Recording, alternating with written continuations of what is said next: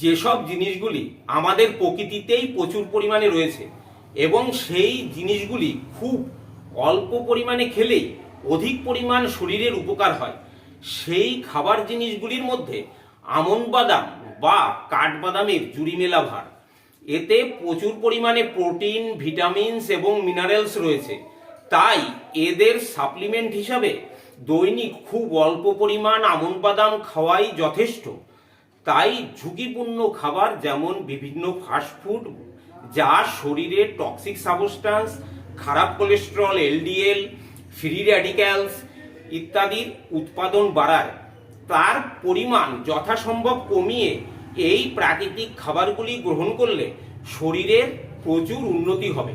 তাই এই প্রাকৃতিক খাবারগুলির দিকেই নজর দিতে হবে, অর্থাৎ ভালো উদ্যোগ নিতে হবে। হজম শক্তি বাড়াতে সাহায্য করে ভেজানো আমন্ড। প্রয়োজনীয় এনজাইম নিঃসরণে বিশেষ সাহায্য করে। কোলেস্টেরল বেশি বা হার্টের সমস্যা যাই আপনার থাকুক না কেন, আমন্ড বাদাম খেতে কোনো মানা নেই, কারণ হার্টের স্বাস্থ্যের জন্য বাদামের কোনো জুড়ি মেলা ভার।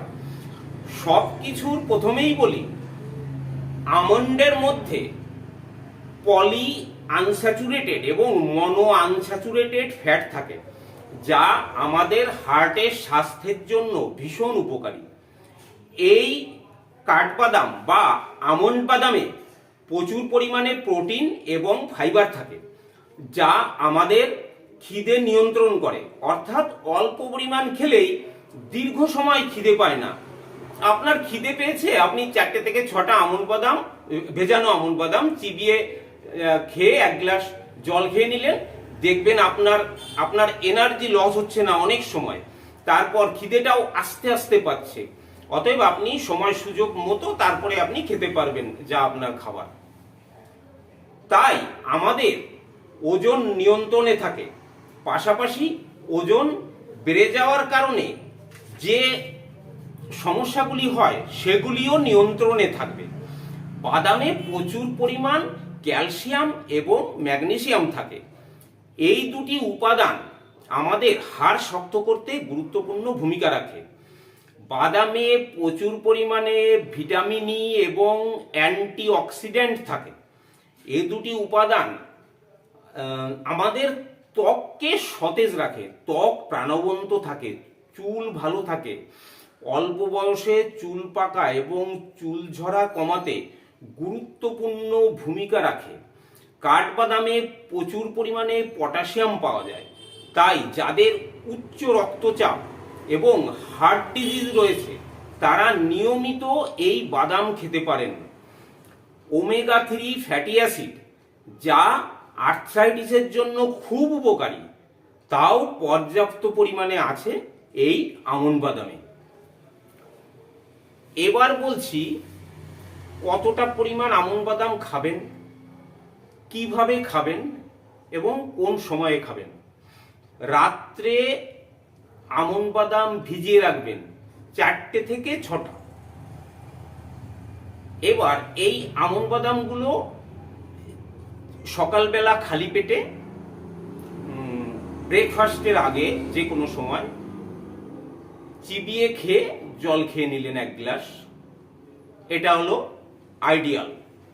এবার এটা যদি সমস্যা হয়, আপনার এই সময় খাওয়ার অসুবিধা আছে, তো তখন আপনি ওই সকাল থেকে দুপুরের মধ্যে, দুপুরে খাওয়া দাওয়ার আগে কোনো একটা সময় খালি পেটে আপনি খেয়ে নিলেন, বা দুপুর থেকে রাত্রের মধ্যে কোনো একটা সময়, মানে যখন খালি পেট আছে, খাওয়া দাওয়ার ধরুন 1 ঘন্টা, 1.5 ঘন্টা, 2 ঘন্টা আগে বা আধ ঘন্টা আগে, যাই হোক, আপনি তখন খেয়ে নিলেন, এরকম খাবেন।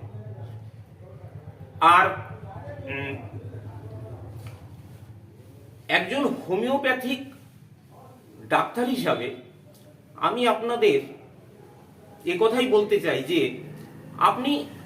আপনারা আমন্ড বাদাম খাচ্ছেন, খেয়ে আপনার অনেক উন্নতি হয়েছে, বা আপনার কিন্তু কিছুটা থেকে যাচ্ছে, কারণ অন্যান্য সমস্যাও তো শরীরে থাকে, সবকিছুর সঙ্গেই তো একই শরীর, অতএব সবকিছুর সঙ্গেই সবার যোগাযোগ আছে, তা সেই জন্য খুব বেশি উপকার হতে পারছে না।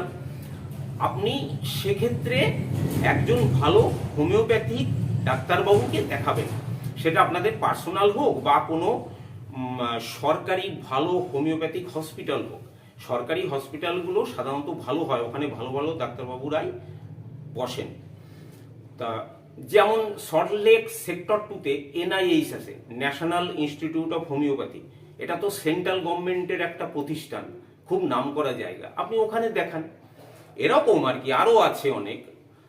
তা সেখানে ডাক্তারবাবুকে দেখালে উনি আপনার পাস্ট হিস্ট্রি, ফ্যামিলি হিস্ট্রি বা আপনার শরীরে যা যা অসুখ আছে সব মিলিয়ে আপনার কাছে জিজ্ঞাসা করবে, সব কিছু জিজ্ঞাসা করে একটা ওষুধ সিলেকশন করবেন, সেই ওষুধ আপনাকে দেবেন। ওনার ডেট অনুযায়ী আপনি ওনার কাছে যাবেন। তা এইভাবে কিছুদিন ওষুধ খেতে খেতে দেখবেন আপনার এই সব অসুখগুলো সেরে যাবে। অ্যাজ এ হোমিওপ্যাথ আমি এই কথাটাই আপনাদেরকে বলতে পারি। এরপর আপনাদের এরপর এই যে চিকিৎসা পদ্ধতিটা, একে বলে কনস্টিটিউশনাল ট্রিটমেন্ট। তা আপনার মনে প্রশ্ন জাগবে যে কনস্টিটিউশনাল ট্রিটমেন্টটা কি? ওই যেটা বললাম সব কিছু মিলিয়ে যে ওষুধটা দেবেন, এবং সেই কনস্টিটিউশনাল ট্রিটমেন্টটা সেই ডাক্তারবাবুই করতে পারবেন যিনি আমাদের এই যে গ্রেট মাস্টার হ্যানিম্যান, এই যে এখানে আছেন ফটোতে, এই গ্রেট মাস্টার হ্যানিম্যানের যে অর্গানন অফ মেডিসিন বই, যাকে হোমিওপ্যাথিক দর্শন বলা হয়, মানে হোমিওপ্যাথিক ফিলোসফি বলা হয়, সেই বই অনুযায়ী, সেই বইতে এই ট্রিটমেন্টের কথা এইভাবে লেখা আছে। সেইভাবে ট্রিটমেন্ট করলে আপনার অসুখ কমবেই, সারবেই। সেইভাবে ট্রিটমেন্ট করেন যদি করেন, ওটাকেই বলা হবে কনস্টিটিউশনাল ট্রিটমেন্ট। যে বা যিনি যেখান থেকে আমার এই ভিডিওটা দেখছেন,